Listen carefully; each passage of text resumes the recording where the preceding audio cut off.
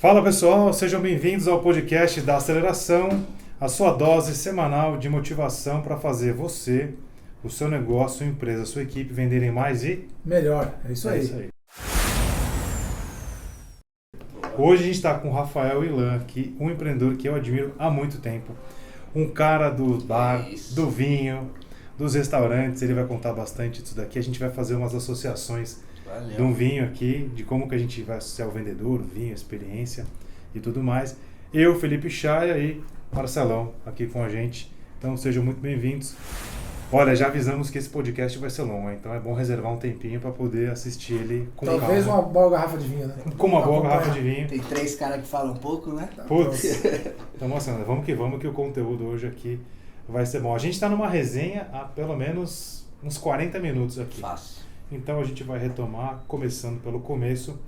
O Rafinha, vou chamar você de Rafinha porque eu não vou conseguir chamar. Tem essa liberdade. Então, o Rafinha, ele é proprietário do Bardega, um bar aqui de São Paulo, completamente diferente. Eu não vou falar, eu vou deixar você contar Então, dessa experiência. Afinal de contas, um bar que está indo para 10 anos, é isso, né?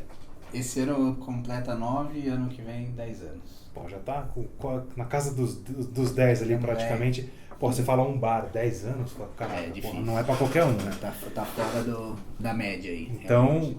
Traz pra gente um pouco de como foi essa história, cara, o conceito, a pesquisa que você estava contando, que você foi para Orlando. Sim.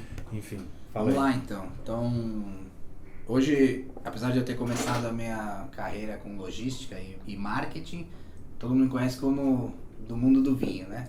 Então, vou começar a partir do momento do vinho. Eu trabalhava com logística, como eu comentei, e um dia trouxeram a ideia de um bar que tem até hoje em Orlando, na verdade do lado de Orlando, em Winter Park, com um conceito de venda de vinho de uma forma mais descolada e vinho em dose, através de umas máquinas que vendem dose de degustação, meia taça e taça. Aí me mostraram, eu achei fantástico, né? Um conceito diferente, né? Não tinha nada. Naquela época, vinho, vamos voltar, estamos falando de 2012.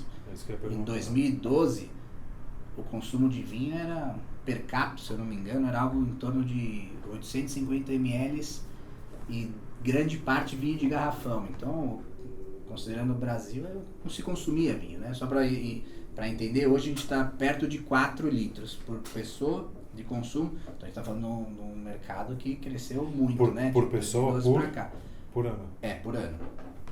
Então Posso... hoje a média é 4 litros. Pós-pandemia deve ser por semana, isso aí. Aumentou nesse ano, exatamente a pandemia. Já está considerando-se quase 4 já com o aumento da pandemia. Então, voltando lá para 2012, quase ninguém tomava vinho. Quem tomava era um público já mais sênior, né? Que não tinha muito jovem bebendo. E aí eu achei legal o conceito, eu vou arriscar. Eu acho que falta, talvez tenha pouco consumo exatamente porque falta lugares para você tomar vinho, fugindo daquele ambiente de comemoração. Vamos abrir um vinho, né? Tinha que ser um momento diferente. E para curtir, sentar na mesa de bar como se fosse tomar uma cerveja. E aí, através desse conceito com essas máquinas de dose, que era o grande diferencial. Então, em 2012, montei o Bardega, focando mesmo só no vinho. Então, tinha gente que era o boom da cerveja artesanal. As pessoas chegavam lá para pedir cerveja e falavam, não, aqui é vinho. Aí era um tiro no pé, porque eu queria, todo mundo quer consumidor, né? Você vai consumir cerveja. Eu, desde o começo, foquei na questão do vinho.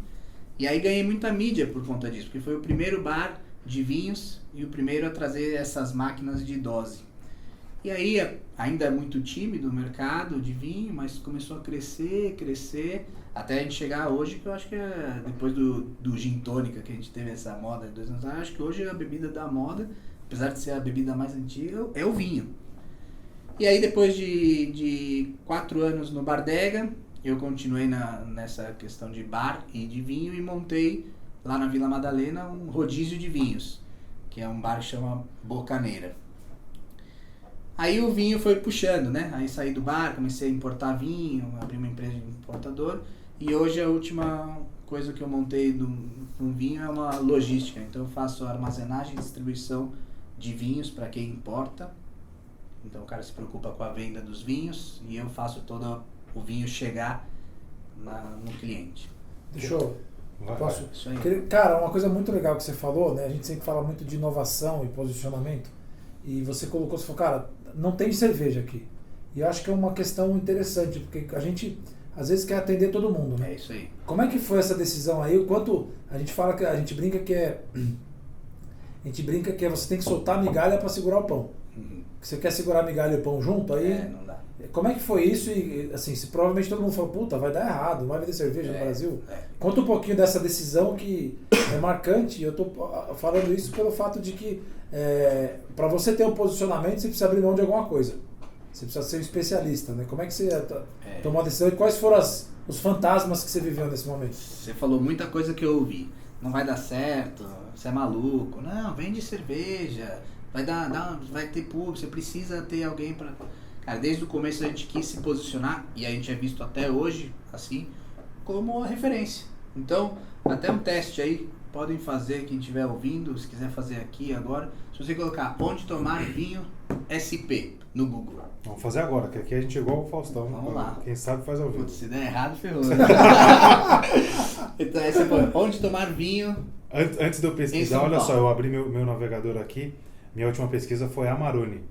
Você falou de um monte de empreendimento e não falou do Ebari, né? É verdade, é o último empreendimento. Quem estiver ouvindo aqui, vai lá no Instagram, @Ebari, explica o que o Ebari faz enquanto eu pesquiso. @ebari.com.br. Eu montei um Instagram de vendas durante a pandemia, já que os bares estavam fechados, para vender só promoção de vinho. Mas não é só promoção de vinho como, desculpa aí, a Evino faz, né? Vende vinho barato. Não, é vinho barato em promoção, mas de qualidade boa. E aí tem a minha curadoria, então, né, já coloco vinhos de qualidade. E por estar no meio aí das importadoras, seja fazendo logística para eles ou comprando pelos bares, eu consigo alguns descontos especiais, né? Então eu falo lá para as importadoras, que tem um monte de rótulos, várias importadoras, eu falo assim, ó, vocês têm alguma coisa com preço imperdível? Geralmente eles falam... Bardega. Aê. Onde tomar vinho em São Paulo, primeira opção. Primeira opção, Bardega. E se você continuar descendo, tem algumas notícias que é assim, 10 lugares para tomar vinho. A foto é do Bardega e tem entre os 10, geralmente como primeiro, o Bardega. 10 lugares para tomar.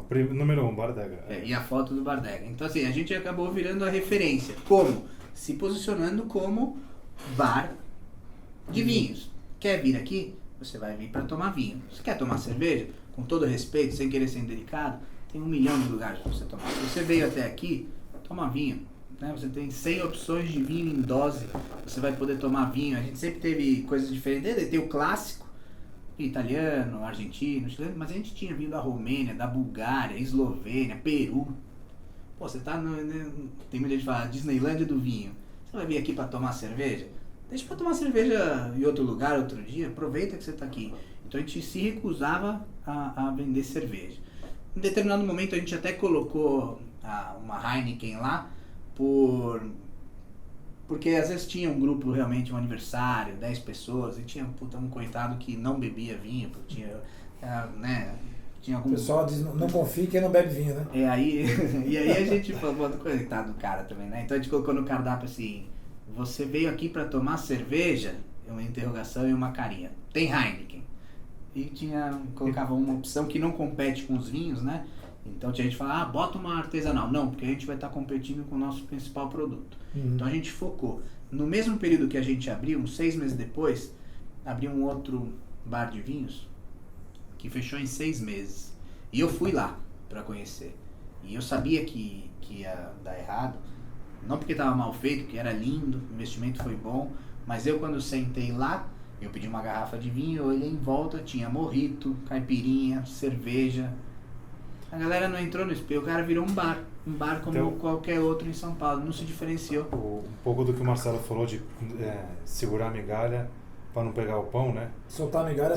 Tem que soltar a migalha para pegar o pão, é isso. E aí eu trago também a questão do posicionamento. Não só o posicionamento, mas você se manteve firme ao seu propósito. Cara, eu vou ser um bar de vinho. No matter what, aqui não importa o que, eu vou ser um cara de vinho. Se der errado, deu, mas deu errado com o que eu acreditei, né? Estamos aí, né, como a gente falou no começo, o Bardega indo para os seus 10 anos. Isso aí. Como que a gente poderia traçar aqui, né, no ao vivo, um paralelo nessa questão da importância de eu me manter firme ao meu propósito, de não sair dando tiro para tudo quanto é lado, falar, cara, putz, isso aqui não deu certo, Porque você não fez nada direito, né? Não teve um tempo de maturação ali. Quanto tempo demorou para você falar, cara, acertei? Tem uma coisa legal, né, nessa linha que assim, as coisas não dão errado, né? Você que não insistiu tempo suficiente para dar certo. É verdade. No nosso caso foi isso aí. A gente, isso aí. quando começou, a gente teve, eu não sei se sorte, um pouco do trabalho da assessoria de imprensa que na época a gente contratou, mas teve uma mídia muito forte, exatamente pela novidade. Então a gente entrou ao E vivo. também tem o mérito, né? Exatamente. Posicionamento dentro de um... Coisa estratégia do Oceano Azul, né? Como é que eu vou entrar num lugar que tá cheio de gente? Eu já vou entrar de um jeito diferente. E aí tem que sustentar, né? Então a gente entrou ao vivo na Globo News, pra você ter uma ideia. Foram lá que queriam mostrar, era o começo do inverno. A Rede TV foi lá para falar sobre inverno, consumo de vinho, que aumentava. Putz, teve mídia para tudo que era na Veja São Paulo. A gente ganhou no primeiro ano nosso na Comer e Beber, né? Como ficou o melhor bar de vinhos. Tinha 3, né? Mas queira não, ganhou mas mesmo. Mas é uma boa estratégia que você fala assim, porra, eu não estou em primeiro nessa categoria, então eu vou criar a categoria e vou ser o primeiro nela. Foi o que você fez. Como a gente abriu e aí teve um boom mesmo de mídia, abriram outros, né? Esse até que eu falei que falou que era bar de vinhos, mas vendia mojito, caipirinha, cerveja. Ele estava lá disputando. Outros foram na leva, não se posicionaram tão bem, mas foi tão falado na própria Veja que eles resolveram criar a categoria. E a gente ganhou. E foi o único a ganhar, até aquele ano, que foi 2013, foi o único a ganhar, desde o começo da Comer e Beber até aquele ano, o único a ganhar na categoria jurados e voto popular. Aí eu acho que eles falaram, putz, vai dar ele sempre, né, até aparecer outro para competir. E eles tiraram a categoria. Só teve 2013 e aí eles voltaram em 2020. Porra, demorou. Foi o ano da pandemia. Que aí abriu muitos fecharam pelo caminho. Aí eu vou aproveitar para criticar também. Eles deram um prêmio para uma pessoa que abriu 2 meses antes da revista a fazer, no meio da pandemia, em setembro. Foi em novembro a premiação, em outubro eles fizeram a avaliação, em setembro abriu num restaurante de uma Masterchef que ganhou o primeiro Masterchef e deram o prêmio. Não tem os seus méritos, né? Mas enfim, deixaram eu sem poder competir por tanto tempo, aí quando... Uma volta deu pra outra. Faz parte da rotina, né? Faz parte da rotina. Né? A gente brinca aqui, Fiquei né? feliz com o segundo lugar. Empreender e vender, né? Tem muito o público de vendas que ouve a gente bastante aqui. A gente faz a brincadeira que não é só matar um leão por dia, né? Você tem que pegar, dar um banho nele. Um beijinho. Tem que dar um beijinho, escovar. Pô, tem que tratar bem o bicho ali, porque tem que tomar cuidado ainda e não pode matar depois. Porque senão depois vem o... Aí, enfim. Respondendo, você perguntou da maturação do negócio, né? Quanto tempo levou. Cara, a gente apanhou exatamente por focar num mercado que praticamente não existia.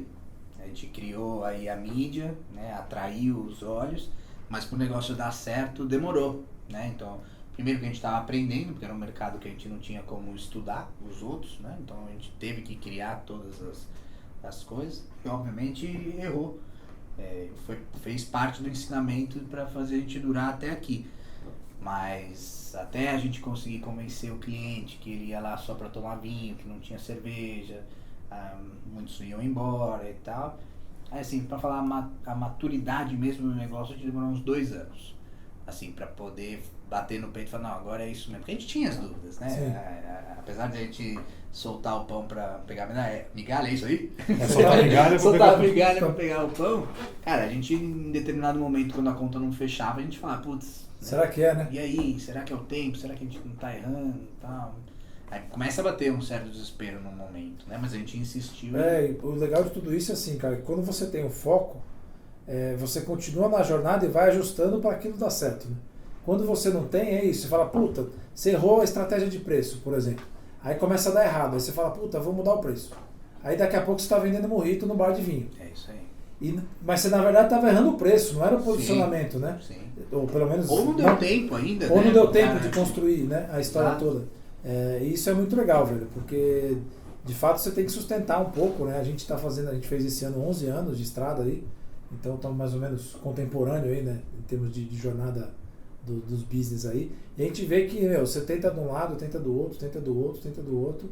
E aí você vai firme no propósito ali, uma hora o negócio encaixa. Uma hora te reconhecem, né? Isso aí. Você falou, a gente estava no nosso bate-papo antes aqui, aliás, o Rafinha estava contando um monte de história interessante dos bastidores, os caras que acham que entende de vinho, mas a gente segura essa informação para já. Segura a emoção aí. A gente estava comentando sobre a questão da experiência. Cara, pô, eu vou no Bardega, eu não vou só porque eu vou tomar vinho. Tem alguma coisa por trás. E você estava comentando sobre, porra, quem chega lá eu pergunto a primeira vez. Isso. Então, conta um pouquinho dessa questão da experiência e já levando também para falar do Bocaneira, que eu vou tem contar então o diferencial de cada um para Manda fazer bala. a questão, como que a gente faz para vender o nosso negócio, vender o produto que está lá dentro, como que a gente fez. Então, bom, eu falei, né, o Bardega foi o primeiro bar de vinhos do Brasil. Então já é um primeiro argumento, né? Vamos falar assim, eu quero conhecer coisa nova. A gente sai para conhecer lugares novos. Essa é a primeira coisa. Segundo, e eu acho que o fundamental do Bardega, é a questão de como ele vai provar os vinhos, né? Que é através de máquinas, wine dispensers, onde você escolhe 30, 60 ou 120 ml. É meio quase que brincar, por isso que eu falei muita gente fala, é a Disneylândia do vinho. Para quem está ouvindo a gente, explica com um pouco mais de detalhe, porque para a pessoa visualizar o que é então, vamos lá. a máquina ali, porque é um conceito, por mais que tenha 10 anos, é um conceito diferente. Isso que eu ia falar, assim, apesar de já ter 10 anos, eu continuo sendo o único nesse modelo. Talvez pelo investimento, o dólar subiu muito também nesse ano, como é uma máquina importada, então tem uma barreirinha aí boa para o cara tentar... Para ele entrar com a mesma quantidade de máquina que eu tenho, ele tem que colocar aí mais de 1 milhão de cara, coisa que eu não tive em 2012, porque o dólar era nem 2, se eu não me engano, era... Que maravilha, saudade do dólar. Acho que foi 1,73 o dólar naquela época. Enfim, aí a pessoa chega no Bardega, recebe um cartão que é tipo um cartão de crédito, e aí tem um corredor com 12 máquinas, cada máquina com 8 rótulos, cada máquina a gente faz por estilo de vinho. Então, vinhos rosés, brancos encorpados, tintos leves, outros estilos, né? Cada máquina tem o seu tema, vamos falar assim. E você vai andando por um corredor onde tem essas máquinas e vai escolhendo o que você quer provar. E aí tem aqui, eu falei, tem estilos diferentes, né? Países totalmente diferentes. O cara não precisa pedir uma garrafa, né? Não precisa pedir a garrafa. Uma dose. Ele vai lá com o seu cartão, insere na máquina, pega uma taça que fica em cima, posiciona embaixo do vinho que ele escolheu, entre 100 opções, e escolhe o botão que ele quer. O botão de 30, que é uma degustação, 60, que é meia taça, ou 120, o equivalente a uma taça cheia. Então ele escolhe. Eu acho que a graça é sempre ir nos 30 ml para você poder provar o máximo possível de estilos diferentes. E não tem pegadinha de preço, né? Não, Os não preços são... O ml custa a mesma coisa. O custo é igual por ml. Então, o 30... o preço é metade do de 60, que por sua vez é metade do de 120. Então ele não tem ganho ali de progressão por ml. Faz por 120 que é mais barato. Não tem negociação. Senão o cara tá na terceira taça já não consegue fazer mais conta. Não, então bem facinho, número redondo, não tem centavos, exatamente para não ter confusão ali na hora. Então a ideia é essa, você fica de pé, então tem uma certa interatividade ali, né? As pessoas, a gente colocou uma mesa no meio desse corredor, uma mesa comprida, bem grande, que é para as pessoas realmente apoiarem a taça enquanto olha outro vinho e conversar, né? A ideia era estimular as pessoas, porque o vinho traz, eu acho que como única bebida, carrega muito mais coisa do que só o sabor, como é feito. Claro. Você fala sobre viagem, você fala sobre o seu antepassado, você descobre um vinho, por exemplo, meus avós, o meu avô italiano, ele era de uma região, então você tem lá Abruzzo, né, por exemplo, então você tem o vinho Montepulciano d'Abruzzo. Então, pô, a região, você vai lá ver que lugar, às vezes a cidade, aí você começa a falar sobre Itália, de repente você já tá falando de viagem, lua de mel, Então o vinho carrega muita conversa que não tem necessariamente a ver com o vinho. E olha que interessante, né? Você estava contando a história do vinho, eu me lembrei aqui quando eu era moleque, né, em algum momento, de ir lá pro sul, e aí você vai rodando aquelas adegas, né? E aí eu lembro que meu pai e minha mãe iam parando, e o cara vai dando, né? As vinícolas, né? E aí, mas tudo muito roots na época, né? Enfim, sim, não era o que é hoje, né? E aí você vai tomando as dosezinhas, em Monte Verde também, você vai lá, prova o queijo e tal, não sei o quê. E isso é legal porque, desde que o mundo é mundo, você sempre oferece uma amostra grátis pro cara comprar, né? No seu caso, o cara compra a amostra grátis, que é curioso, né? Sim. Mas trazendo pro mundo sofisticado aqui, é a história os caras chamam de freemium, né? Então o cara dá um aplicativo para você começa a jogar o joguinho, aí pra fase 2 tem que pagar. Lá é bom que você pode comprar só... de cara. Você compra só... Já paga. Né? Tá aí o sucesso, então. Tá aí o sucesso. Tem que durar, né? Você sabe bem, não adianta se der só a amostra grátis, você não sustenta. Porque eu tenho custo de manutenção das máquinas, tenho custo dos sommeliers. Então o Bardega, voltando, é isso aí. Você põe o cartão, mas você pode... O que eu ia comentar é que assim, quando você vai nesses lugares, você dá um monte de amostra grátis, imagina, dá um monte de amostra grátis, no final ele quer te vender a garrafa. E aí você fala, pô, você fica meio constrangido de, putz, você já provou 2 doses ali, quer tomar a terceira e tal, né? Porque o cara não vai, você não quer comprar a garrafa, mas quer continuar tomando. Então é legal, do bar é isso, que você fala, cara, eu posso provar vários. Vai provando. E depois, se você provar 3 e 4 que não quer mais ficar levantando, compra uma garrafa de um desses vinhos que você provou, ou um mais barato, que você só quer continuar tomando. Então assim, o Bardega tem essa, primeiro ele começa por ser o primeiro wine bar, ou seja, um bar focado em vinhos, um ambiente de consumo de vinhos diferente do que tinha até então, que era mais restaurantes, um negócio mais formal, onde você pode ficar de pé, falar mais alto, enfim, um barzinho mesmo. E tem a máquina, né, que te traz esse estilo diferente. Pô, um lugar onde você pode circular, falar com o sommelier, tirar dúvida. Tinha muita gente que ia lá sozinha com um caderno, provava e ia anotando. O cara tava começando a aprender sobre vinho. Tinha galera que ia lá só pra encher a cara. Então tinha vários perfis. Começou a ir gente mais jovem também, pelo ambiente. Começou a ter muito encontro de Tinder, essas coisas, porque era um lugar legal. Porque o cara sentava lá no primeiro encontro. Tem que ter papo, né? O que você vai tirar da cartola? E vai que o real vinho na ajuda. foto, né? Chega lá, o real na bebe. foto, ele fala, deixa eu Com beber 120 ml. 120 ml. Então, aí tinha exatamente a questão do papo. O cara sentava lá, ele levantava, começou a ficar frio a conversa. Vamos pegar um vinho? Já cria todo um novo tema. Você gosta de branco, você gosta de rosé, gosta de tinta. Fazendo um parênteses, como diria o William Ury, na hora que você trava a negociação, vamos dar uma volta, né? Vamos dar uma volta. Vamos dar uma volta. Vamos levantar lá, vamos ver um vinho. E aí, esse aqui você gosta? Aí, Cara, falando que eu sou cliente do Bardega há bastante tempo, onde eu pedi a Gabi em casamento até. E uma das coisas que me chama muita atenção é a comanda individual, porque facilita a vida. Fala, puta, vamos lá, cada um chega numa hora, sai na hora que quiser, cara, levantou, paga a conta, vai embora. E é o mesmo cartão que você põe na máquina. E o problema do vinho é isso, né? Que às vezes o cara quer beber um vinho caro, às vezes você nem tá na pegada, aí chega lá, você nem quer. Na hora de dividir a conta, você tem que pagar porque o cara escolheu o vinho. Então nessa aí, como tem uma comanda individual, se você quer tomar um vinho de R$1.000, que a dose é 80, né? Você quer tomar uns vinhos de R$5 a dose, porque a dose começa em R$5 para 30 ml. Mas tem vinho de R$600 a dose de 120. Que vinho é esse? Cara, vinho que custa 4 pau, 5 pau a garrafa. Caramba, então o cara não, né? Mas ele não quer gastar os 5, mas não se importa em gastar os 600. Você falou do sommelier, né? De fato tem um sommelier, o cara fica ali tem dando as instruções.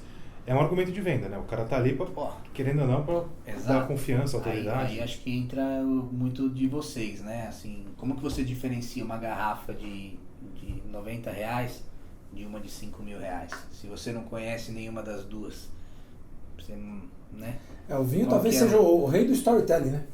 Que é o jeito que você conta a história, pode valorizar a garrafa. Tem um filme no Netflix, como é que chama? Que o cara, que é um coreano, um chinês, que falsifica, Sour Grapes. Esse aí, Sour Grapes. Esse é o cara vai contando a história. Porque você cai. Eu tava falando pro Chay aqui antes, que uma vez um argumento de venda, o cara me falou assim, não, porque os nossos vinhos são envelhecidos no oceano a não sei quantos metros de profundidade. Aí eu falei, e aí, né? Aí eu achei meio doido, eu vou trazer pra você. Pô, o cara trouxe uma garrafa que ficou no fundo do mar, não sei por quanto tempo, e aquele mesmo produto que ficou envelhecendo no carvalho, e depois engarrafou e ficou na vinícola lá um tempo.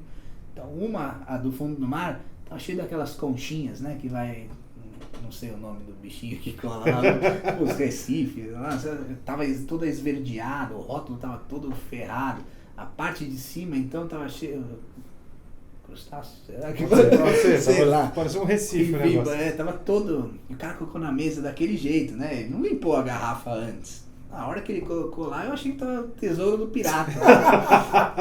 O cara me vendeu aquela hora, né? Eu falei, tô doido pra ele, falei, quero que você prove, é do fundo do mar e é normal, aqui no envelhecimento que todo mundo faz. Ele abriu, fez todo aquele cenário. Cara, começou a falar da história, que fundo do mar que tava, qual o mar, que tipo de animal que passa, que tipo de peixe que passa lá. Cara, eu tava me sentindo no Discovery Channel, né? Eu fiquei interessado. Ô, Rafinha, eu vou perguntar, eu sei que você vai calma, falar. Era bom? Não, calma. Para, o João Kleber aqui, João Kleber. A gente tá com quase 25 minutos aqui, ou quase meia hora de podcast. Para quem está nos ouvindo agora, a gente vai fazer uma pausa e vai soltar depois mais um outro episódio. Se quiser saber se é bom o vinho... Se quiser saber se é bom esse vinho ou não, vai ter que ir lá e ouvir a segunda parte. Para quem está assistindo a gente no YouTube, a gente sempre solta a íntegra. Quem estava ouvindo a gente no YouTube, assistindo a gente no YouTube, está assistindo um vídeo numa tacada geral aí. Se você chegou nesse podcast agora e não sabe do que a gente está falando, volta para ouvir a primeira parte na sua plataforma de podcast, senão você não vai entender o papo, vai achar que a gente bebeu todo o vinho aqui da mesa. Tá tudo doido. E tá tudo doido. Então volta lá para assistir e depois vem aqui com a gente. Recapitulando, a Rafinha tava falando da garrafa, argumento de venda, storytelling, com gatilho, com a porra toda lá, garrafa do fundo do mar. Então volta aí na história. Então ele me colocou aquela garrafa lá, que parecia do tesouro, me instigou. E o vinho do fundo do mar era muito mais caro do que o mesmo vinho que não tinha ficado no fundo do mar. Até entendo, questões logísticas, levar o vinho lá para baixo, trazer, né? Isso é custo, né? Faz parte, tem a logística do... Mas naquele momento, depois de ele contar toda aquela história, pra mim, cara, eu não sairia, ele não ia embora lá sem eu tomar aquele vinho, né? E tomar o outro pra saber se realmente faz diferença. Então a gente vendeu uma garrafa, vendeu duas. Cara, né? na verdade não vendeu porque ele tava tentando me vender, então era degustação ainda, então não paguei. Por isso dava mais curioso. Você comprou a ideia. Eu comprei a ideia. Aí ele foi lá, abriu, e aí fez todo aquele, né, aquela coisa de... Fez o show, né? Fez o show. Show ali, pra abrir a garrafa, deixou lá todos os bichinhos lá, deixou pra tirar na hora, na minha frente. Cara, me conquistou, assim. Se ele falasse tem que pagar, eu pagava, não tinha jeito. E aí eu sei que são poucas garrafas que tinham vindo pro Brasil, então ele tava realmente interessado em vender. E ele abriu, colocou as duas taças e foi contando, e eu fui entrando, né? Tava hipnotizado na história ali. E realmente eu senti diferença. Melhor, pior. Os dois eram bons vinhos, um pouquinho diferente, que acho que até ele conseguiu colocar essa diferença na minha cabeça, de tanto que ele falou. Me fez cheirar a garrafa, era 15 vezes o valor da 15 vezes? outra, era bizarro, assim, bem mais caro. Então achei legal. O que eu comprei ali foi a história, né? Foi o argumento de venda por estar no fundo do mar e tudo, tá toda... Cara, você trouxe um negócio muito louco. A gente tem um treinamento que a gente faz que se chama Sociograma da Negociação. E que a gente analisa o perfil comportamental do interlocutor, já vão entender a viagem que eu fui no outro lugar aqui, né? Para poder dizer, cara, o que esse cara compra, né?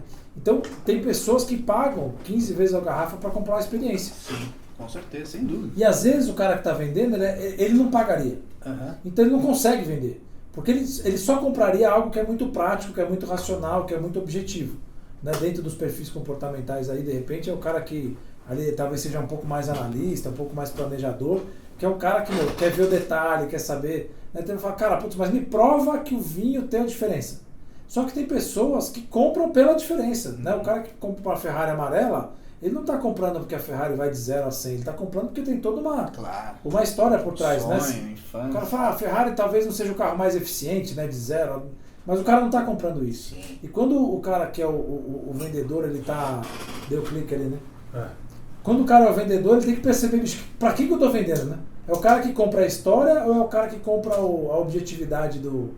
Porque se só vivesse de objetividade, a Montblanc não existia, né? Claro, a Ferrari... Exato. E todas as outras que vivem... E tem o seu público, né? Assim, você não vai mostrar a garrafa do fundo do mar que custa 15 vezes para talvez um cara que está começando a beber agora, de 17, 16 anos, né? Que, né? Assim, se você achar o público certo, cara, os argumentos, por mais loucos que sejam, vão conhecer. É isso, você falou da questão do sociograma da negociação, né? Quando a gente dá o nosso treinamento de storytelling, a gente explica cientificamente qual é o poder do storytelling.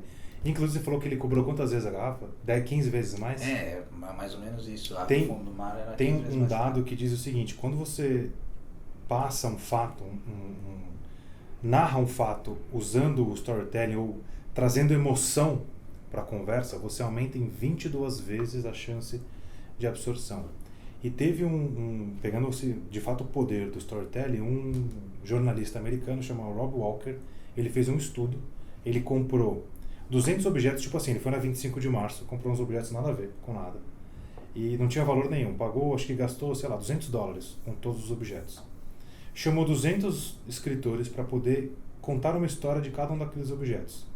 Um dos objetos era uma cabeça de cavalo, não tinha a menor relação com nada ali. Pagou 65 centavos de dólar. E aí um dos caras escreveu a história por trás daquele objeto, inventou uma história, colocou o storytelling e vendeu essa cabeça de cavalo por $65. Pagou 65 centavos, vendeu por $63, alguma coisa assim.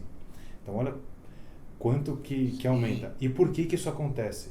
Porque quando a gente está emocionalmente envolvido, quanto maior for o meu envolvimento emocional, menor é a capacidade do meu córtex de processar a razão. Tipo assim, se eu estou emocionado, eu pego o meu córtex cerebral que arremessa ele pela janela e eu passo a não tomar decisão. Tipo no supermercado com fome. Tipo no supermercado com fome, isso aí, perfeito, é esse exemplo. Você tem uma emoção ali, que é a fome no caso, né? Você tem um sentimento, e você não vai raciocinar, você vai querer tacar tudo para dentro do carrinho. Então, quando você estava ali naquela experiência toda, você fala, cara, você comprou a ideia, né? Sim, eu vi tudo aquilo, não vou tomar? Se tivesse que pagar, pagava. E é por isso que a gente bate tanto na tecla dos vendedores, fala, cara, não adianta você só chegar lá na frente do carro, imagina, ele chega lá e fala assim, ó, essa garrafa aqui é normal, essa garrafa é do fundo do mar, essa custa 10, essa custa 1.000. Pode falar que é do fundo do mar, eu já fiquei curioso agora. Pronto. Aí, falando em storytelling, a gente tem no nosso treinamento, a gente fala muito do Galvão, né? É verdade. Galvão Bueno. E o Galvão tem uma marca de vinho, se chama Bueno, né? Bueno Wines. Isso aí. E eu tava perguntando aqui se os vinhos do Galvão são bons mesmo, né? E aí você tem uma história curiosa aí sobre isso, né? Tem duas partes daí da história do Galvão. Quando foram, eu não conhecia a vinícola, isso em 2015, acho que era, 16. Foram me apresentar os vinhos do Galvão Bueno, da Bueno Wines. Ele fazia uma parte na região da Campanha Gaúcha, fronteira com o Uruguai, uma parte ele fazia dentro da Miolo e uma parte ele fazia na Itália. Ele fazia um Brunello de Montalcino, no Galvão, junto com um cara que é o melhor cara da região lá, que é o Roberto Cipresso. O cara contratou o cara que é o cara que sabe fazer os Brunellos lá, da região da Toscana, sei lá, investiu no cara. Então ele tinha um investimento forte, né? Assim, 3 regiões, fez um comercial forte, foram me apresentar. Eu fiquei curioso e como eu aposto nas coisas diferentes, eu gosto, tenho lá 100 opções de vinho, tem alguma coisa diferente, no mínimo eu testo. Me venderam falando que era o vinho do Galvão, eu falei, vamos lá, vamos colocar. Peguei acho que 3 ou 4 vinhos, até na época o Galvão foi lá e foi com o Roberto Cipresso, o italiano, o cara veio pra cá pra mostrar o trabalho, não sei o que, foi lá no Bardega. E tal, e sabe, fez todo aquele auê. Não vendia. E aí a gente foi entender depois de algumas semanas o porquê, né? O sommelier, eu fico bravo, o sommelier, pô, não tá vendendo, por que não tá vendendo? Não é bom. Não é que não é, as pessoas não gostam, as pessoas não pegam o vinho. As pessoas não querem tomar o vinho. O que é? Qual que é o argumento? Por que vocês escutam, né? Por que a pessoa... Pode falar, o vinho era do Galvão. As pessoas não tinham interesse nenhum em tomar o vinho do Galvão Bueno. Entendeu? Ele não carregava com ele, na marca dele, característica que as pessoas queriam tomar o vinho dele. Entendeu? Já em contrapartida, por exemplo, tem o vinho da Angelina Jolie, um rosé. É sucesso de vinho no mundo inteiro. Talvez as pessoas associem a Angelina Jolie a um rosé, né? Que é um vinho mais sedutor, um rosé, né? Um momento de praia, de piscina, aquela coisa, a Angelina Jolie, e aí tem um argumento de venda. Agora, o Galvão Bueno não trazia isso. Então não vendia porque era do Galvão. Cara, o vinho não é ruim. O sommelier começava a fazer a história, olha, esse aqui é da região da Campanha Gaúcha, fronteira com o Uruguai, que faz bons vinhos da uva Taná e não sei o que e tal. E aí o Galvão Bueno, tá? Cara, existia, mostra outro. Não queriam o vinho do Galvão Bueno, não tinha apelo. Então, nessa questão de aceleração de venda, com esse argumento não rolava. Aí eu tirei os vinhos. Trocou o rótulo. Não vende. Coloquei outro vinho e tal. E hoje, até falando de tantas coisas que eu faço, até vou fazer um merchan ali da Dengo Chocolates, não sei se vocês conhecem. Né? Foi, inclusive, a gente... No final do ano foi o nosso brinde de final de ano, foi Dengo. É mesmo? Legal. Então, eles abriram na Faria Lima uma loja conceito, né, de brasilidades e tal, e fizeram no último andar um restaurante com vinhos, né, também tem drinks brasileiros, e colocou vinho e me contrataram para fazer uma consultoria e montar a carta e dar treinamento pra galera. Então eu tinha que usar vinhos brasileiros, só vinhos nacionais. Então eu comecei do que eu já conhecia e comecei a fazer mais pesquisas e eu dei mais uma oportunidade pro Galvão. Não pro Galvão, mas pros vinhos dele. E cara, tinha outro, ele mudou, né? Então antes vinha Bueno escrito. Ele percebeu também, né? Então ele tirou o estampado ali, o Bueno na cara. E tem outros nomes, né? Apesar de ter lá Bueno Wines, tá bem pequenininho, tem o nome do produto, né? Então, sabe, tem um nome nada a ver com... Não precisa estampar o Galvão. Talvez ele tenha achado que ele era... A minha leitura aqui é que ele achou que o nome dele seria um gatilho de autoridade, que as pessoas iriam olhar e falar, pô, você vinha do Galvão, né? Mas, porra, o Galvão narra Copa. Exato. Não faz vinho. vinho. Ficou afim de tomar vinho. Você desse microfone do Galvão, poderia ser, fone do microfone do Galvão, exatamente. Com certeza, quando eu tava contando a história da garrafa do fundo do mar, todo mundo ficou com curiosidade. Essa aqui é a garrafa do Já Custou. Você fala, porra, Já Custou, caramba, deixou os vinhos lá no fundo do mar, né? Agora do Galvão? Do Galvão você fala. Não rolou. Galvão aí ele tirou e eu coloquei os vinhos do Galvão lá na Dengo Chocolates da Faria Lima. Sem o nome, cara, começou a vender, as pessoas... E eu, no treinamento, eu falei, olha, vou falar uma vez só, vocês guardem essa informação, esquece depois. Quanto que eu falei? O vinho é do Galvão Bueno. Agora, quando você for falar do vinho, você vai falar sobre a região, sobre a uva, por que ele é bom, quais são as características, tem tanino, tem acidez, ele harmoniza bem com nossa moqueca, com o nosso... tal, mas evita. Se alguém perguntar, mas é do Galvão Bueno? Acabou. É isso aí. Mas é em parceria com o melhor cara da Itália, que faz o Brunello. Mas ele não... Acho que fazendo um disclaimer aqui é importante. Vai que o Galvão Bueno um dia nos dá a honra de ouvir o podcast dele. Porque a gente usa ele nos nossos treinamentos de storytelling, dizendo que o Galvão não é só um narrador de futebol. Eu, por exemplo, eu amo o Galvão, eu sou um perna de pau, eu não tenho a menor habilidade futebolística, zero. Nem com futebol, nem com vôlei, nada que tem bola, eu me dou bem. E talvez a minha leitura é que as pessoas que não são muito antenadas no futebol gostam do Galvão, porque, cara, ele não narra o jogo. Ele conta história do goleiro, da mãe, do Senna, que ele conversou, do Barrichello. E aí você vai se envolvendo com aquilo. Você que não tá nem aí pro futebol, que é o meu caso, fala, pô, eu acho legal ouvir com o Galvão. Porque ele me prende emocionalmente. Emoção, o cara, a forma ele é emoção pura. A gente passa um vídeo no treinamento, a última volta do Senna, em 91. E ele Interlagos, o vídeo tem 3 minutos. Sim. Desses 3 minutos, ele fala 320 palavras. Eu contei, descrevi o texto e tal. Das 320 palavras, 212 palavras são com cunho emocional. Sim. Então ele fala assim, lá vem o Senna segurando o carro na ponta dos dedos, as gotas caem, não sei o que, não sei o que, lá é o drama reservado, Mihaly Hidassi segurando a bandeira quadriculada. Aí você fala, porra, o cara é o gênio, e você ouve o negócio faz 30 anos. Você chora. Cara, não tem, eu arrepio aqui, Sim. Não tem um treinamento que a gente não passa, principalmente os caras da velha guarda ali que estão assistindo os nossos treinamentos, os caras emocionados. Sim. Fala, porra, então... Né? Porra, Galvão, se você estiver ouvindo aqui, cara, tamo junto no storytelling, mas vinho talvez não é o gatilho da autoridade, né? Segue o jogo, tá tudo certo. É isso aí. Então do Bardega, fui pro Dengo, né? Já, você não tem. O Dengo é legal. O que você, só pra fazer a fala do Dengo, depois você volta aí. O Dengo também tem um posicionamento bem claro. Como é que você vê essa questão? Assim, pô, tem vários chocolates, outras pessoas tentaram inventar, né? Copenhague talvez já é mais tradicionalzão, chocolate mais... não sei se todo mundo sabe, mas Dengo Chocolate tem 2 donos, né? Vamos falar assim, né? 2 principais caras ali na liderança.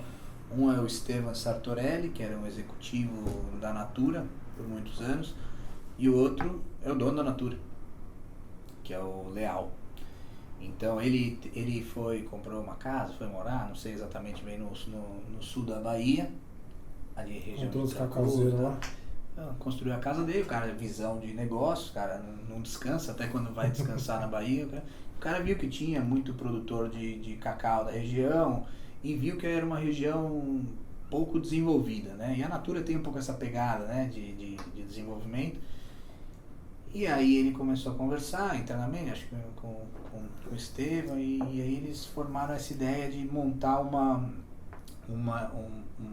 empresa de chocolates, né, como principal produto, mas com cunho social de desenvolvimento da região sul da Bahia. Então eles pagam o valor da saca do café num valor mais alto do que a cotação real da saca, exatamente para desenvolver o cara.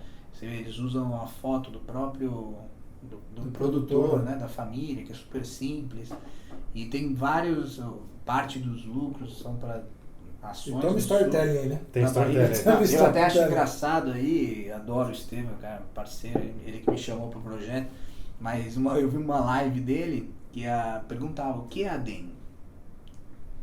Eu respondendo, loja de chocolates, né? Ele demorou acho que uns 5 minutos para falar de chocolate. Ele falou, é uma empresa de cunho social da região sul, da Bahia, produtora de cacau.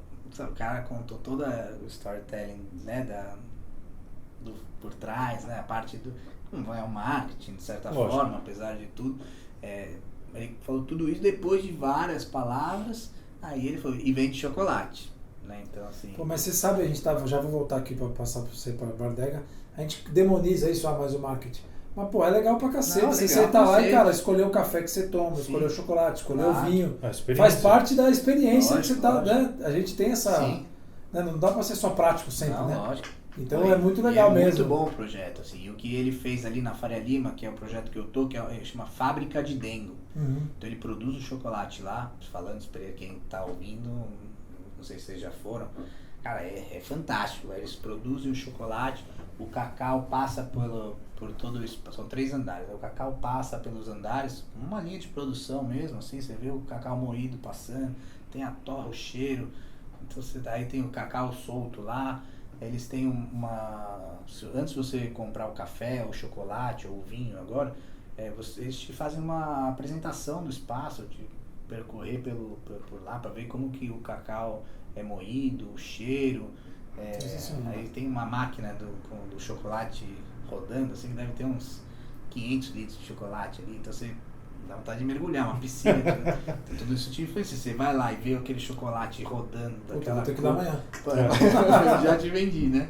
Aliás, se depois você mandar... Mas toma vinho. Que aí você vai mandar pro seu amigo e a gente vamos fazer o convite aqui, a missão do Leônidas, da gente fazer uma live lá, né? Porque, pô, a gente é cliente dos caras, né? Ah, na Dengo? Dá pra fazer uma live e na Bardega? E no Bardega também. Então pronto, vamos fazer. O...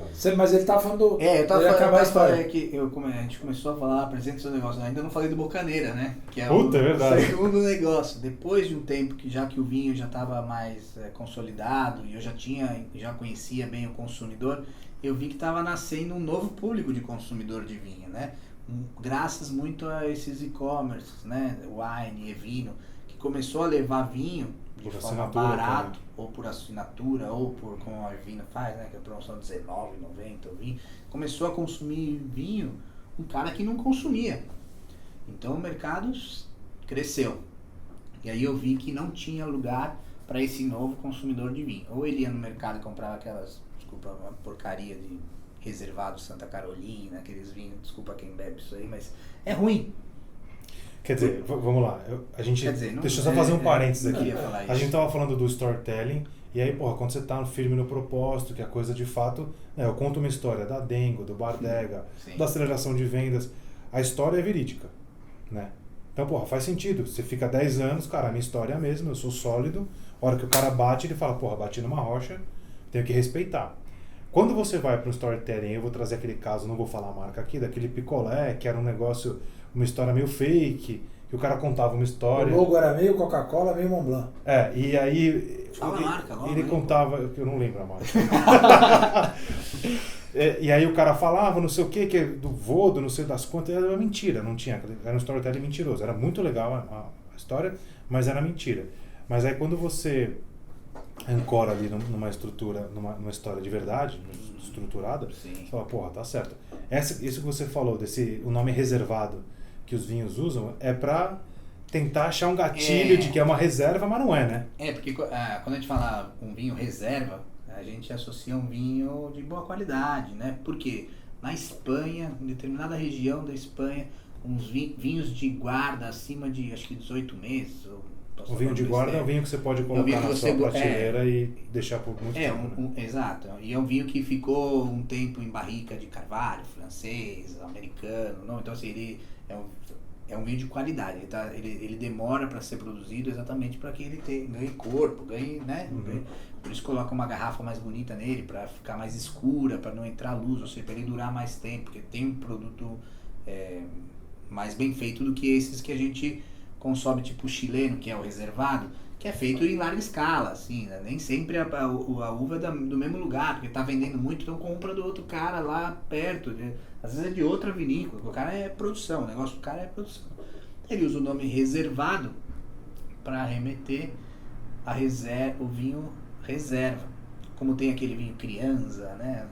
Então, assim, o reserva. Então ele pega uma associação que as pessoas têm dessa palavra de reserva a vinhos mais encorpados, que ficaram maturando em barrica e tudo, e ele joga esse nome. Igual eu te contei um outro caso, um vinho rosé, muita gente associa vinhos rosés da região de Provence como um rosé bom, né? Rosé de Provence é quase que uma marca isso aí, né? Independente de qual vinho de Provence, que é uma região que tem vários produtores, já é um... Igual falar champanhe, né? Exatamente. Champanhe é só da região de Champanhe. E aí o cara fez um vinho francês rosé que não é da região de Provence, é de uma outra região, e colocou o nome de Provenance. Só que quando você lê o rótulo... Você acha que é Provence? Você lê Provence, cara. Até eu, quando eu comprei a primeira vez, eu achei que era, porque eu vi, o cara falou pra mim, eu olhei o rótulo lá, você não liga. Até que... Provenance. Tem nada a ver com Provence. É outra coisa, não tem nada a ver, sabe assim? Mas entre aspas, te engana, né? Então, é isso com relação ao reservado. Mas não, eu falei que é ruim, não quero falar. Não, ele não é aquilo que ele diz, não é que se propõe. É um vinho vinho justo, ok? Simples. Ele é Pelo um vinho preço, simples. Muita gente acha que é um vinho melhor, né?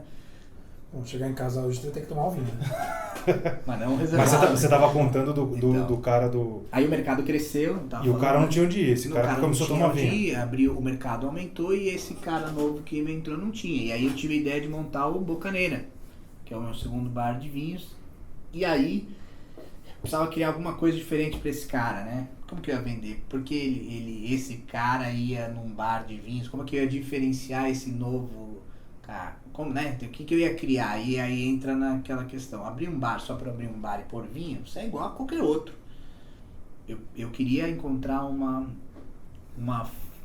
forma, uma experiência diferente para atrair as pessoas. Diferente da que você já tinha. Da que eu já tinha para esse novo público que Sim. era novo, né? Um cara que tem um ticket médio mais baixo, que ele quer beber mais e não degustar tanto, tá mais preocupado em beber e comer, beber um vinho e comer alguma coisa, do que exatamente se tem taninos, qual a sub-região, se é margem esquerda ou direita, como tem em Borgonha, né? Do Rio, não sei o que. Ele quer beber vinho bom, até entender um pouco, mas sem carregar tanta coisa. E aí foi até por acaso, eu deveria agradecer, se a pessoa que estiver ouvindo for essa pessoa, me procura, mas fala a verdade, né? Eu tava no Bardega, e aí uma cliente ligou, e falou assim, aí é o rodízio de vinhos?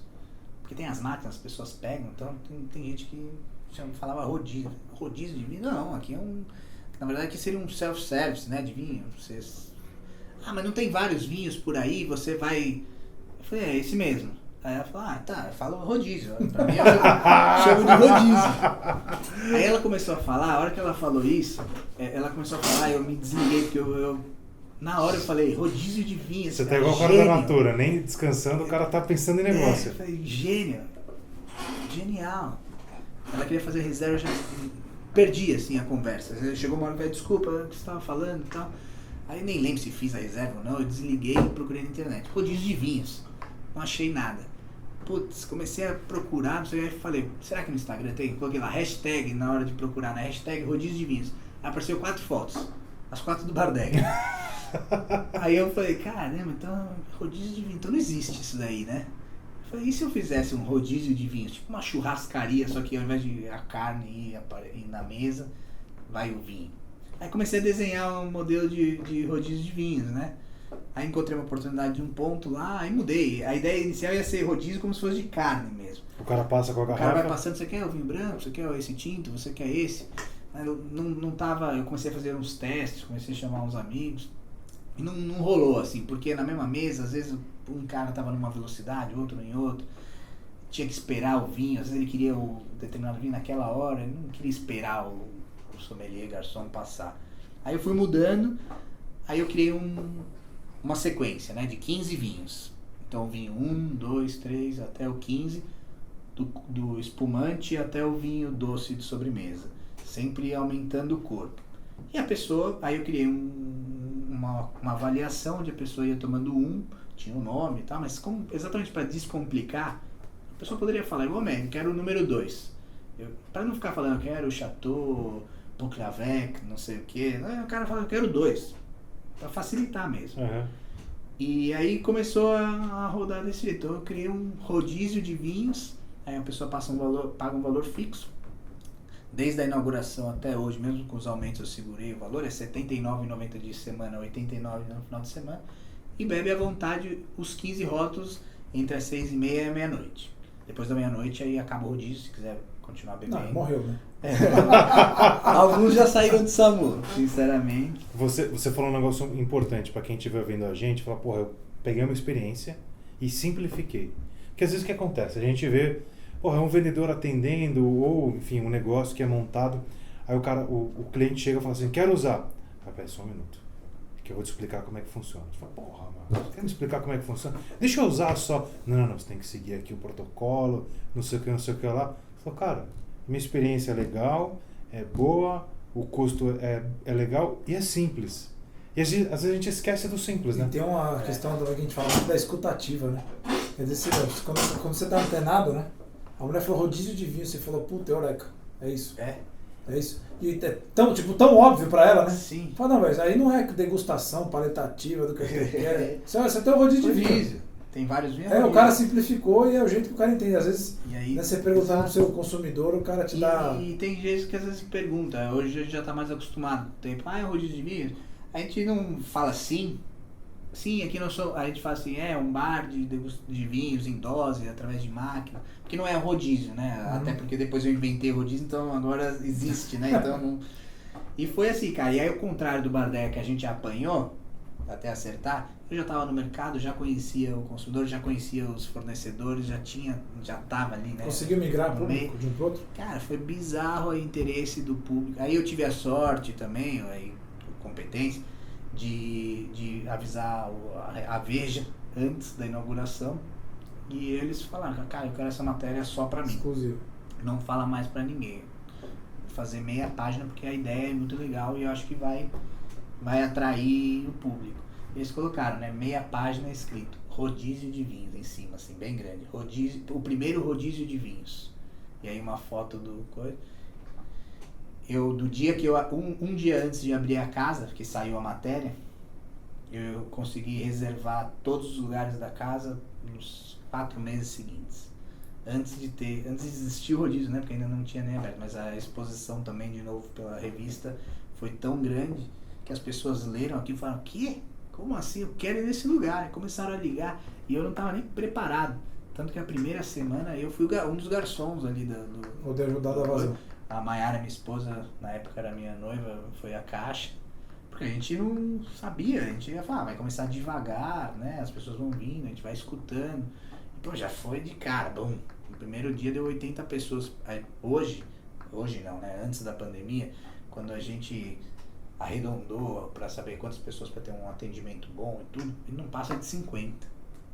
Conhecendo a casa, com a equipe treinada, hoje a gente põe 50. Falar ter 80 como a gente tinha no começo, mas eu nem sei como a gente conseguiu, para falar a verdade, não sei nem como. É aquelas coisas que acho que você tá tão... Vai, Deus ajuda. Putz, foi. Deu certo, né? Daí teve crítica no começo, porque a gente ainda tava também aprendendo, né? Mas assim, foi Foi sensacional o resultado. Assim. Aí tem outra frase boa, né? Se você não tem vergonha do seu primeiro produto, é porque você demorou muito tempo para lançar. Então, se você não tiver vergonha e falar, puta, que negócio tosco que eu fiz, é porque você gastou tanto tempo lapidando ele que você demorou muito para lançar, né? Você tem que lançar mais simples. Eu sou prático, cara. Eu até fiquei com ele. Falei, nossa, quando eu falar do rodízio de vinho ali na mídia, mandar para os jornalistas, vão criticar pra caramba, né? E pode queimar o Bardega que tá consolidado. E até tem uma história engraçada dessa. No primeiro dia eu tava de garçom lá, né? Até em alguns casos eu até me apresentava. Às vezes eu tô no mercado e tal. E tava 80 pessoas, vocês podem imaginar, né? Pra um lugar que comporta no máximo 50. E aí teve uma mesa e eu sempre ia lá, e gostou, tal, aquela coisa, né? Sem ninguém saber que eu era o dono. Então é bom que as pessoas falavam, eu ouvia a verdade, eu aquele Undercover Boss, né? Aquele programa. E aí tinha uma mulher super sincera, ela falou, eu achei uma bosta. aí eu falei, mas por quê? O que você não gostou? E tal. Ela falou, o gazpacho tava ruim, não é assim que se faz, ele tem que estar assim, assado, dessa forma, consistência. Eu falei, vou falar pra chefe, né? Não, e tem mais. Acho que faltou harmonizar tal, não sei o que. Eu falei, vou ver com o sommelier. Não, tem mais, puta, acabou comigo, com o bar. E eu pedindo desculpa, até chegou uma hora que eu falei assim, olha, como a gente tá no começo, a gente realmente tá errando aqui, eu vou te oferecer a cortesia pra mesa, porque a ideia é as pessoas virem aqui pra ter uma boa experiência. Se a experiência... Eu não falei uma bosta, mas se a experiência foi assim... eu acho que não tem sentido vocês pagarem. Inclusive o que vocês estão dando de feedback já tá pagando, né? Pra gente melhorar nesses... Mas eu acho que ela tinha bebido muito, na verdade. Os caras da mesa. E estavam continuar, depois disso, continuaram metendo pau. E bebendo ainda. Aí, não, ali eu já tava cortando. Já vi que ia dar um prejuízo. Não, brincadeira. Aí ela pegou e falou assim, não, mas eu posso pagar, você tá querendo dizer que eu não posso. Aí já virou... Viajou.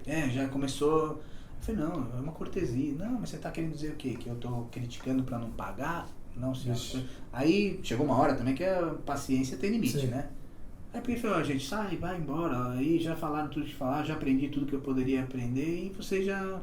né? Já beberam muito aqui. Já tava cansado, final de operação e tudo, já tem uma hora que, por mais que o cliente... Dizem que o cliente tem sempre razão, que eu discordo, eu já tava com a minha paciência também, porra. Aí eu peguei e falei, não, já começou quase que uma briga, né? Aí ela pegou e falou assim, vou te ajudar, já que você... Aí já tava quase me agredindo. Já tava no amor. Já vou te ajudar, já que você é assim, assado. Eu vou te indicar um lugar pra você ir e pra você aprender, porque é o melhor lugar do Brasil pra se tomar vinho. Já sabem, né? Aí eu falei, aonde? Que eu já tava imaginando, né, cara? Ela falou, Bardega. Aí eu falei, jura, você gosta de lá? Lá é bom? Ela falou, é ótimo, excelente. Você tem que ir para aprender serviço, comida, vinho, seleção. Sensacional. Falei, nossa, que bom que você gostou, porque é meu. Pagou a conta. Aí ela quis pagar, falei, já que já também, paga logo. Já vou sair quase que com o narizinho empinado. Faz parte, né, assim, da coisa. Realmente ela tinha razão em alguns aspectos. É o primeiro dia, cara. Você tava aprendendo. Foi no primeiro dia. Eu já aprendi que bar no começo você não vai. Né? Bar no começo você vai passar nervoso. Mas, assim, o cozinheiro não sabe onde tá o sal. O garçom não sabe onde fica o talher. Esse é o primeiro restaurante do primeiro. Eu já sei. Agora já sabe. Mas ainda assim, vou esperar um mêsinho pros caras saberem onde ir. E quem estiver ouvindo já sabe que não vai chegar a reclamar porque pagou a conta no final. Vai ter que pagar o dobro. E o cliente nem sempre tem razão, viu? Isso, não sei se vocês falam isso. Nem sempre a empresa tem razão e nem sempre o cliente tem razão. Eu trabalhei por 20 anos com público direto no balcão, no comércio, assim como você, e a gente sabe que, cara, nem sempre o cliente tem razão.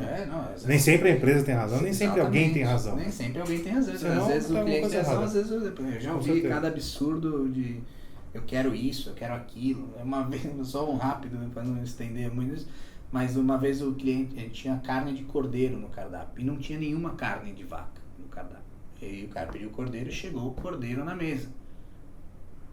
E aí ele tava, acho que primeiro encontro, tava querendo impressionar, colocou na boca. Eu falei, isso aqui não é cordeiro, isso aqui é vaca. Cara, você tem um segundo para decidir o que falar ali, né? E aí o garçom, eu tava perto e o garçom falou, não, senhor, é cordeiro. E o cara falou, eu conheço, isso aqui é carne de vaca. Aí eu fui logo lá, né, do lado lá, falei, retira o prato, por favor. Levei lá na cozinha e falei, o cara tá falando que é carne, falei pro chefe, o cara tá falando que é carne de vaca.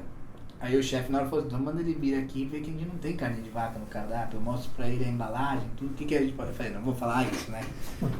Aí eu filtrei lá e eu mesmo fui lá na mesa e falei, tudo bom, senhor? Aquela carne era carne de cordeiro, aí o cara ficou nervoso. Aí eu falei, não, mas eu já tô mandando, antes dele, eu falei, eu já pedi pra fazer outro. Fui lá na cozinha, eu falei uma coisa que eu não faço, tá? Quando tem reclamação, aí estando errado ou não, a gente prepara um novo prato. Mas como eu tava com medo de fazer um novo prato e ele falar a mesma coisa, afinal a gente só tinha carne de cordeiro, o gosto é o mesmo. Aí eu falei pro chefe, eu falei assim, manda o mesmo prato, tira o que ele comeu, você reformula o prato, vamos ver, né? Aí, e coloca mais um pedaço, né, pra não, o que ele comeu, pra não parecer que... Aí mudou o layout do prato e tal, né, mandou a mesma carne. Aí ele colocou na boca, levantou a mão assim, falou, eu quero falar com o chefe. Aí eu falei, fudeu. Caralho. Eu falei, puta, ele descobriu, queimei o restaurante agora, tantos anos. Aí chamei lá o chefe, já almoçou, olhei pra ele e falei, ferrou. Vai lá preparado. O cara foi tremendo as pernas, né? Eu falei, qualquer coisa eu seguro. Aí chegou lá, eu só de lado, né? Aí ele falou... Bateu a palma e falou assim, agora sim, o melhor cordeiro que eu já comi na minha vida. Foi igual o vinho do fundo do mar ali. O cara tava... ele tava com razão, né? Então... Não tinha razão na crítica, enfim. Pô, esse papo deu uma sede, né? Acho que agora... Acho que agora é a hora da gente abrir o vinho. Rafinha, olha, puta, a gente tinha o quê? Mais 3 horas de resenha aqui, mais 4 horas de resenha. Já vamos deixar o convite para você voltar outras vezes. Porque a gente quer saber dos caras que acham que entendem de vinho e não entendem nada. Pra gente poder falar disso, mas isso é cenas dos próximos capítulos. Fechou. Falei muito, né? Desculpa. Não, mas a ideia é essa. Quem tá vendo a gente aí no ótimo no contador YouTube, de histórias. Um vídeo numa tacada só. Eu acho que é isso. O Rafinha, que como eu falei, acompanha há bastante tempo, é um empreendedor nato. Um herói, porque empreender no Brasil, sabemos bem, né? Mas como eu falei, é um ato heróico e, cara, como você disse antes de te ligar as câmeras, tem que ter muito estômago. Então, acho que a gente pôde trazer algumas experiências para compartilhar com quem estiver nos ouvindo agora, que vai abrir um vinho já, né? Certeza. Se for dirigir, não beba. E, cara, você vai ser o primeiro cara que a gente tá aqui ao vivo, com o distanciamento, né? A máscara tá ali no cantinho. Vou dar um presentinho para você. Você já tá usando a taça aí, mas, olha só, para quem... É de graça mesmo? Essa daí, só paga na saída. Se gostar ou não. Vamos ver. Obrigado. Tô até sem graça. Obrigado pelo convite, aproveitando. Imagina. Foi super legal a ideia. Aí sim, hein? Vamos ter que ver Eu essa acelero o progresso. Vamos fazer um tintim, né? Tintim, Saúde. Saúde. Valeu, obrigado, gente. Obrigado mesmo. Por tudo. Pelo convite e pelo presente. Estamos brindando com água aqui, mas tudo bem. Eu vou, o próximo vai ser com vinho. Já que vocês estão aí, eu vou aproveitar também e vou dar um presente aqui pra vocês. Pô, aí sim. Um vinho uruguaio. Não tava no fundo do mar, mas... Porra, eu quero ver no fundo do mar. Aí, Marcelão. Taná, Uruguai. Maravilha. A próxima a gente faz... O próximo a gente vai ter que abrir essa garrafa, então. Boa. Rafinha, cara, muito obrigado mesmo. Pra quem ouviu a gente aqui até agora também, muito obrigado. Valeu, gente. Obrigado. Só pra gente fechar aqui, quem quiser te encontrar nas redes aí, passa a ficha completa aí. Tá bom, vamos lá. Então, o do Bardega é Bardega _ Wine Bar, Bocaneira Bar. O meu é Rafael Ilan, com N no final, N de navio. Da Ebari é ebari.com.br e da logística é Vinolog BR. Tá vendo? Quando eu falo que o Depois cara... no descritivo do podcast vai ter tudo. Quando eu falo Sigam que o cara, todas, hein? que o cara é um empreendedor, não é à toa. Rafinha, tamo junto, Valeu, obrigado de verdade. Gente, valeu, pessoal. Esse foi o podcast da Aceleração com Rafinha. Foi incrível. Valeu, Obrigado. tamo junto. Vendas. Uou!